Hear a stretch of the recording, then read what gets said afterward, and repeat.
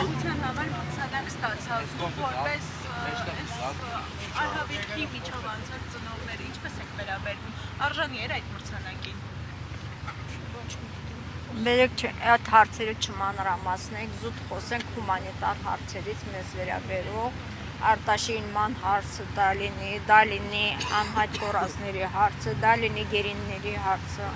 մենք այսօր հավաքվել ենք զուտ դրա համար։ Այդ հարցի լուծումը չէր մտնում խաղաղության օրակարգի մեջ։ Այդ հարցի լուծումը մտնում է, եթե խաղաղության օրակարգ ստորագրել են, իրենք պարտավոր են հումանիտար հարցերը լուծել։ Ուրիշ ասել է։ Դուք քայլեր նկատում եք, որ անում է պետությունը։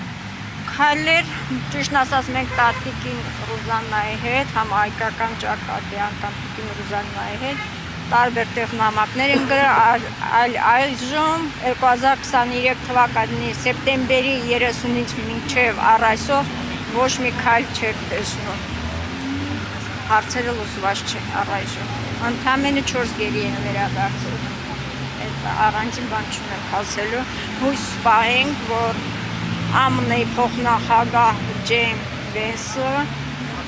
Վենսը իր հաջողագործունեության փորձով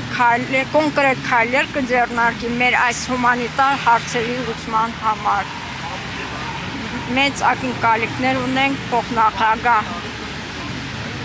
Ջեյմ Վենսից և ԱՄՆ-ի նախագահ Թրամփից, որ մեր այս հումանիտար հարցերը կնայեն, կփորձեն կոնկրետ քայլեր կձեռնարկեն